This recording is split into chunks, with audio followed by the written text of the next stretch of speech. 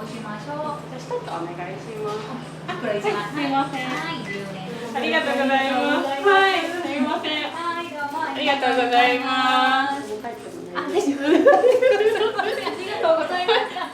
母から聞いて美味しいケーキがあるよって聞いたんで、それからハマってしまってリピートさせていただいてます。私モンブランがもともと好きなんですけど、もうすごく味が濃くて他にも好きな方がいらっしゃったらおすすめです。